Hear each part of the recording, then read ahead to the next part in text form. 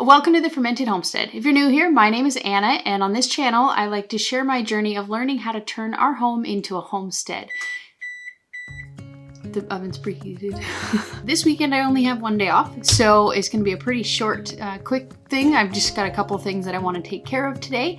I'm going to be making some bone broth, both beef and chicken.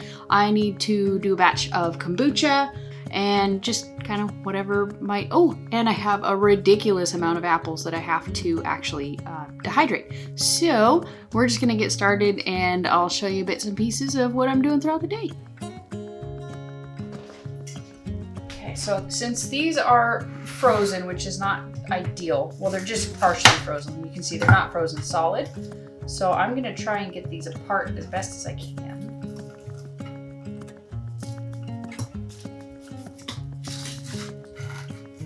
We're just going to pop all the bones into the oven here. And then give you a close up on this one here. You can see is a joint bone. Right here. That one is a joint bone. It cut in half, so that one should yield quite a lot of gelatin. So I'm really looking forward to that. And then this big chunk here is 3 different ones. So we're just gonna let this cook for a little while longer. I'm gonna check on it in maybe like 10 minutes and just try and get them apart once they've actually warmed up a little bit.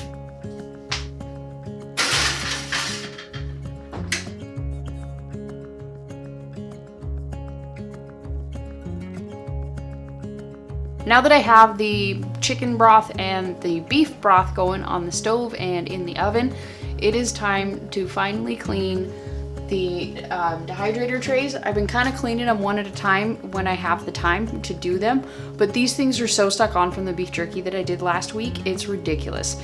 Only one of them will actually fit in my sink at a time, and I have to soak them for a while, otherwise they're not coming clean.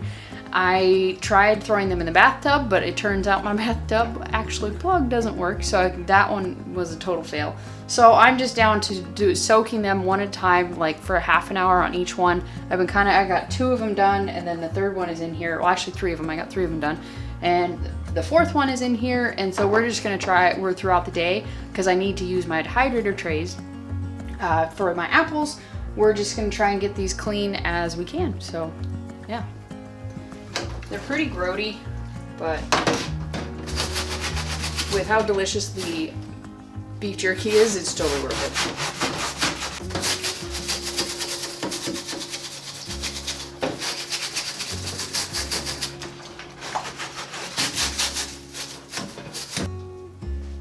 it. Okay, so now we're gonna go ahead and wait for that one to soak long enough to be able to actually get the crud off of it.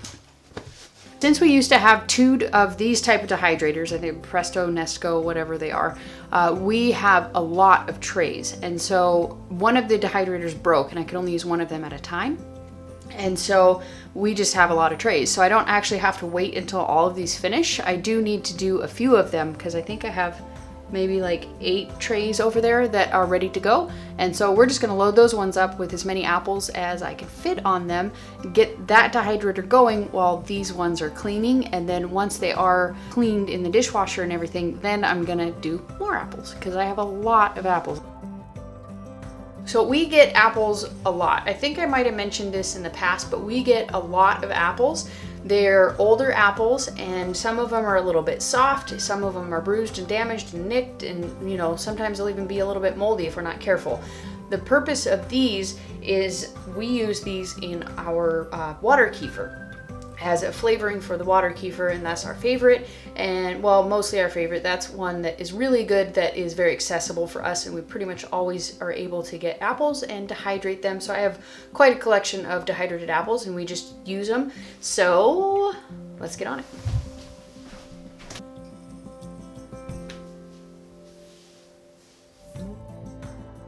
All right, so now that we have the chicken broth is all regulated and it's just going to town for the next 24 hours plus, the soup bones are still cooking in the oven, and we need to get started on these apples. But before I do that, I want to get my batch of kombucha going. So we just have a gallon of water in this pot, and then we're gonna bring it up to a boil and start making some tea. we go. Alright, so while that's cooking up, we're gonna get the tea bags all ready and prepped.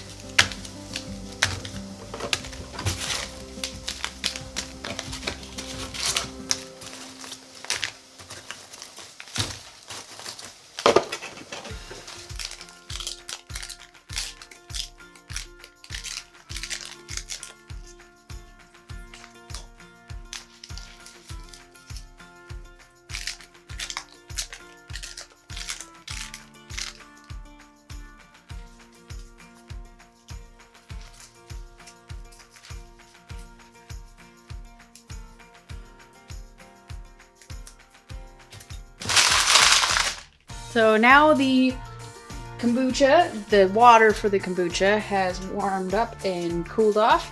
So now we're just gonna put the tea in there. I'm gonna stir it up and we're just gonna let it do its thing for about 15 minutes while we're cutting up some apples.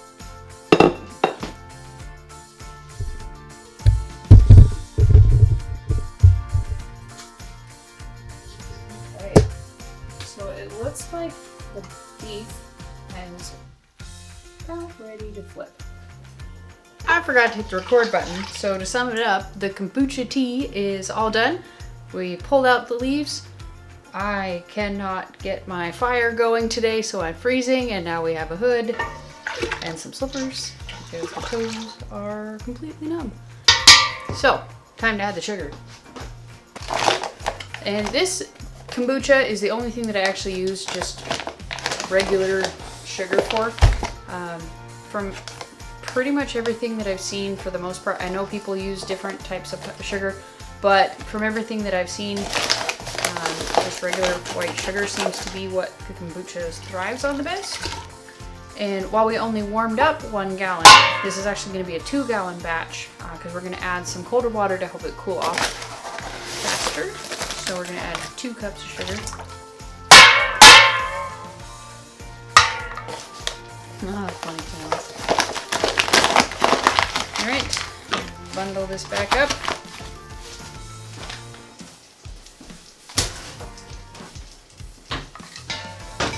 Get all the sugar dissolved in there.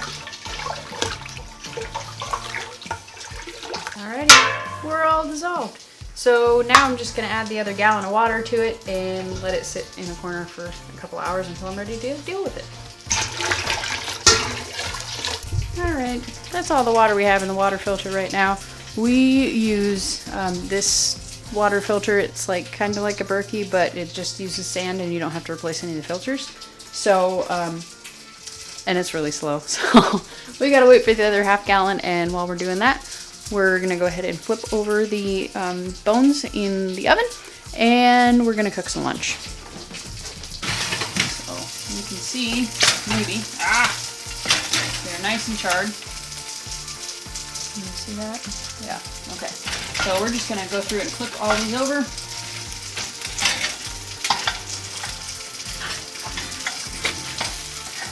There's all kinds of amazing marrow that's popping out of these bones. This should be a good batch. Alright, back into the oven for probably another half hour, 45 minutes.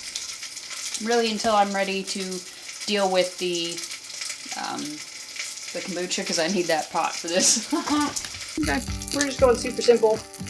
I have this little teeny bit of a steak left over. Whoa, that's filled with water.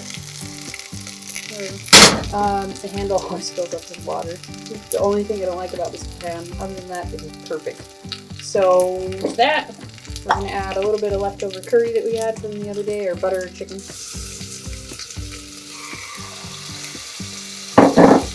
And I found some gluten-free naan bread.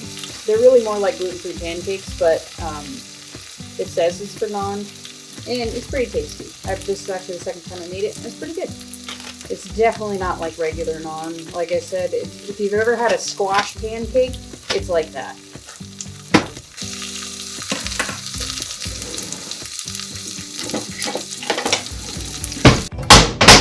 And just warm up the naan a little bit. In case you haven't gathered by now, I have probably one of the worst case of squirrel ever invented or ever created, and so I just kind of bounce around and do what I feel like doing, and then plans change and I do what I want to do. So super simple, just leftover lunch. I'm gonna go ahead and eat this, and then we'll get back to it and we'll actually deal with the apples and get those things on the dehydrator. I'm not in a super big hurry to do that, so I'm kind of just puttering through my one day off and doing what I feel like doing. So that's about it. See you in a little bit. Now we're finally ready to actually get started on the apples. And pretty much what we're doing right now is we're just killing a little bit of time until the kombucha cools off enough, because I didn't think this whole thing through, and I need the pot that I have the kombucha tea in. I need it to make the bone broth, the beef broth, and the beef is actually ready and it's done and it's cooked. So we're just waiting. It's got maybe like 5 degrees more or so that it's got to cool off, and I have it sitting by a cool window, and so hopefully that won't take too long and we can at least get through this small bag of apples before we have to bust out the kombucha. So let's do this.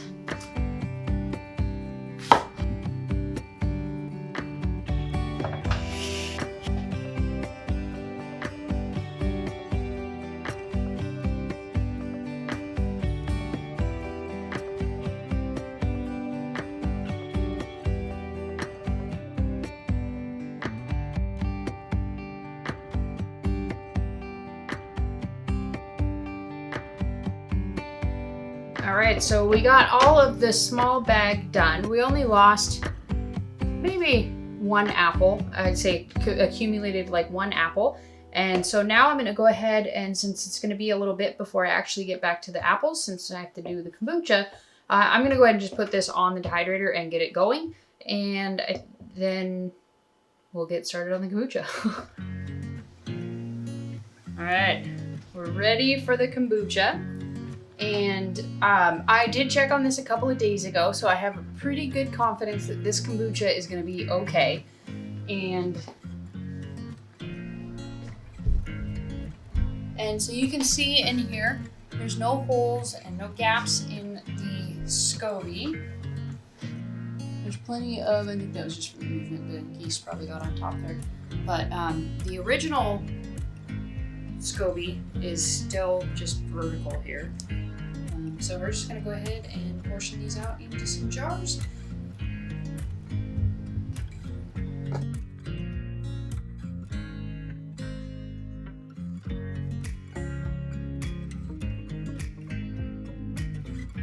And I just picked up some whatever kind of organic juice that looked like it would taste good, and that was at Costco. So we got some orange mango. And then in each of these bottles, I'm just gonna put a half cup.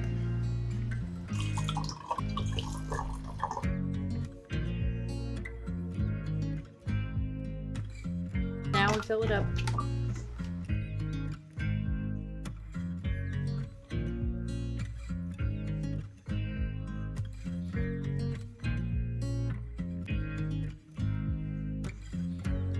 So now it's just time to cap all of these.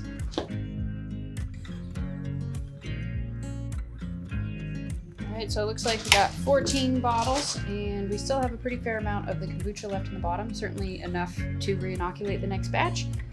I don't know if you guys do a lot of kombucha or any kind of bottled drinks or anything that you make in like large quantities, like any fermented drinks or anything like that. These boxes are fantastic. These are just the syrup bottle boxes, and I got these at Cash and Carry, or what was it now? Smart Food Service, I think. And they cut the tops off of them, and they have these little bottle insert things in them, and they just have them by the front door. And so I just grabbed a bunch of them one time that I went there, and then if the box gets soiled in any way, you can just swap them out, and they're free and they're amazing. And then they have the separators in there, so if there is any kind of an explosion, which I did have one time, it isolates it just to the one bottle, and then you don't have to worry about it. So just a little tip there. And so I'm just gonna go ahead and stick these in the corner, and I'll be back. All right, so the next thing I'm gonna do is just pour the new tea into the pot. Why is this so sticky? I must have spilled it when I brought it over last time. I'm surprised. Now we're just gonna pour the tea in.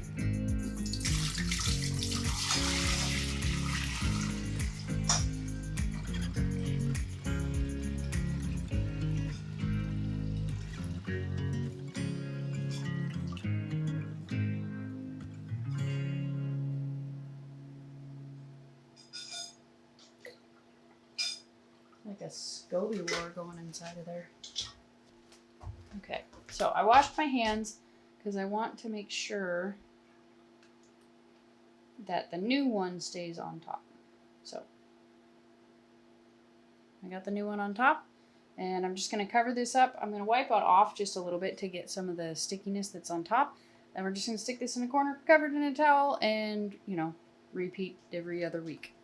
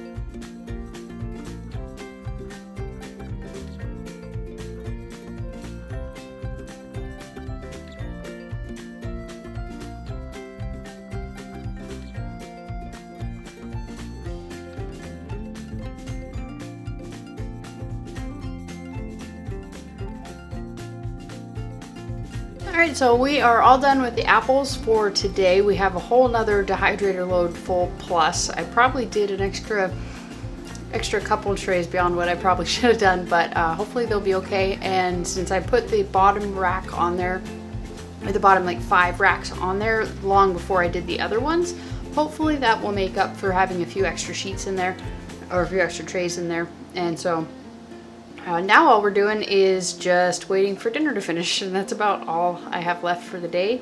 Today, I think there's not a whole lot left. So I'll show you dinner and then we'll see you later. All right, so we're ready to get our knife completely covered in pork fat. The pork belly is pretty good. I enjoy it. It definitely tastes like bacon meets pork rind. Maybe, I guess you could kind of describe it as. And this thinner end is definitely really crunchy, and that's kind of where you get the flavor of the like pork rind kind of, and then this side tastes a little bit kind of just, I don't know, like pork tenderloin kind of sort of flavor to it. But it's pretty good overall. I would cook it again. I don't know how I would do it differently, but maybe look up a few recipes and see what other people are doing with the pork rind. I just kind of picked one and went with it. So, or with the pork belly.